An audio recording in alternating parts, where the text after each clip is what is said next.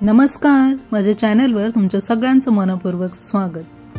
बरेचदा भाजीला काही नसतं आणि मग भाजीला काय करायचं हा प्रश्न गृहिणींना असतो।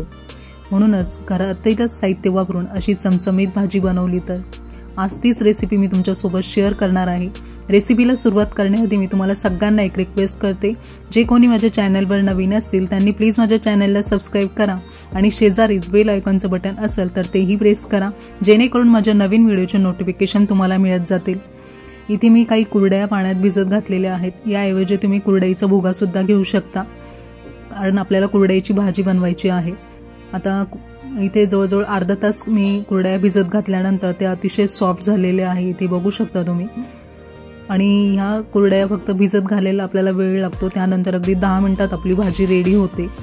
तुम्ही ही भाजी टिफिनसाठी मुलांना देऊ शकता।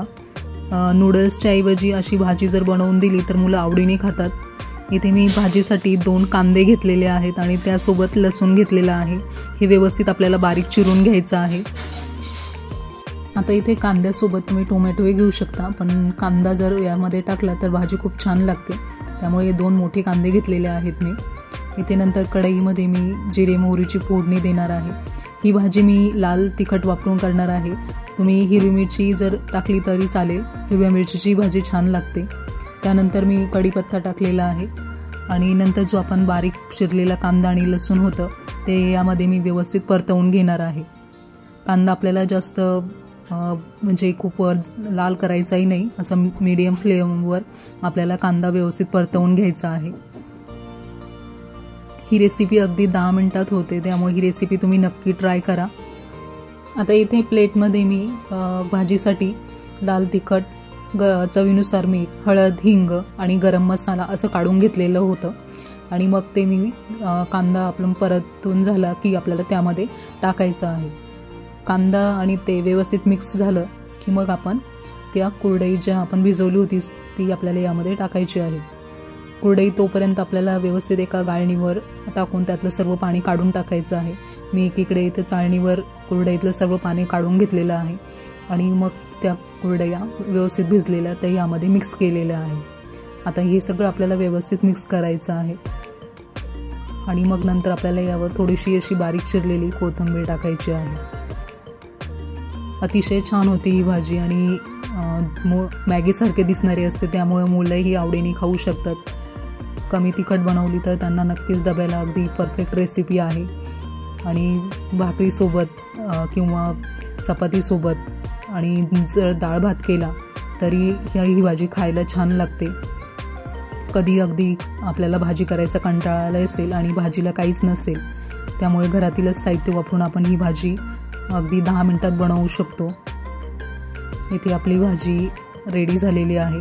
आता यावर आपल्याला फक्त झाकण ठेवून 5 मिनिट वाफवायचं आहे, मग त्याला वाफ आली की आपली भाजी रेडी होते।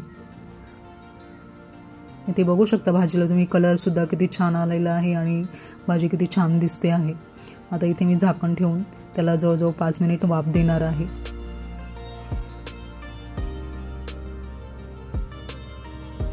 वा, मस्त, किती छान दिसते, बघितलं ना। मुलं तर अशी भाजी बघून तर नक्कीच आवडीने खातील आणि डब्यालाही जर दिली तर डबा संपवून आणतील, त्यामुळे ही रेसिपी तुम्ही टिफिनसाठी अगदी नक्की ट्राय करा।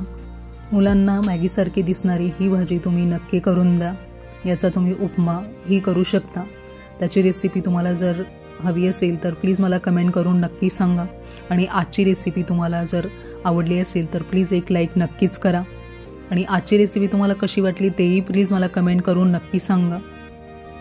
इथे आपली भाजी कुरडईची रेडी आहे आणि ती मी सर्विंग प्लेटमध्ये काढून घेतली आहे। इथे बघू शकता तुम्ही किती छान त्याचा कलर आलेला आहे आणि दिसते सुद्धा किती छान। भाजी पाहूनच अगदी खाण्याची इच्छा होते। यासोबत कोणतीही भाकरी तुम्ही खाल्ली, तांदळाची, ज्वारीची, बाजरीची, तरी खूप छान लागते किंवा चपातीबरोबर तर अतिशय छान लागते। डाळ भातासोबत तोंडी लावायला तर ही भाजी अतिशय उत्तम आहे। अगदी कमी वेळेत होणारी आणि अगदी घरातीलच साहित्य वापरून होणारी आपली ही भाजी तुम्ही नक्की ट्राय करा। चला तर मग भेटूया अशाच नवीन रेसिपीमध्ये। थँक्यू।